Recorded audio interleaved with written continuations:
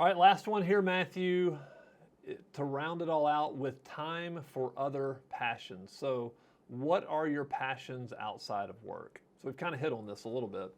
Yeah, so when I think about time for other passions, I love baseball, so I coach my son in baseball. I love to travel, and traveling with my family is very important to me. I love working out. Although coming off the holidays, one of the things I've noticed is my pants don't fit right now, and it really is frustrating me. They're like way tighter than they should be. Love hanging out with the family, and I love reading and learning. And so, those are the things that give me energy and give me joy. And how good am I at, spending time doing those things I'm passionate about? Yeah. And so if you click over, again, going back on a scale of 1 to 10, 10 being I'm doing 100% of the time, how close are you to spending 100% of your personal life doing things you really enjoy? Now look, when I think of work-life balance, there's actually a study done that said who are the happiest people and people think of this like even balance. I think of that as like almost something that's impossible. And when you realize, like, in my opinion, a work-life balance is impossible, somehow that makes it way easier because you don't have the anxiety of trying to balance the things. What I would say is, this is a Gary Keller thing in his book, One Thing, is that like everything outside of work, like work is really a rubber ball, but everything outside of that is a glass ball, whether it's your relationships, your health, whatever, fill in the blank there.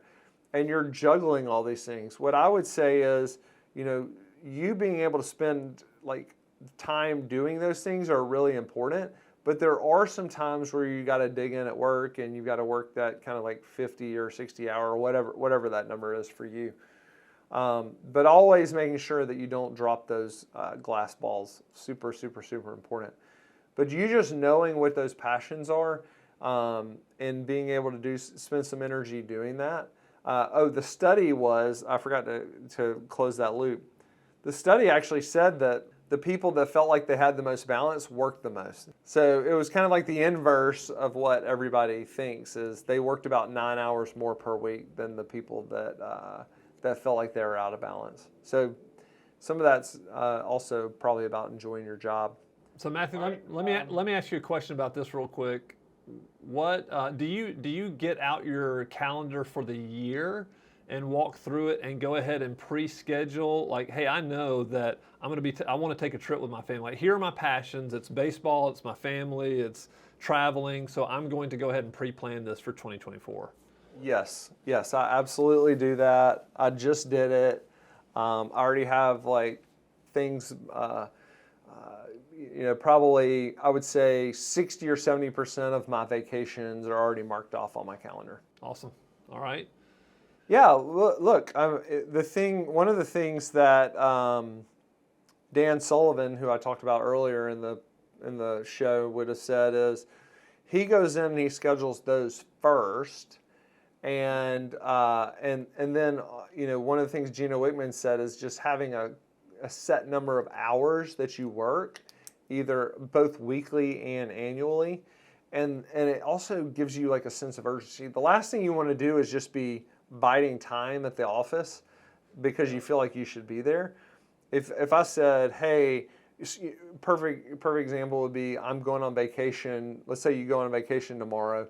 You would be crushing some work to make sure you're just really efficient with your time and you're just getting stuff marked off your list so that you can go on vacation.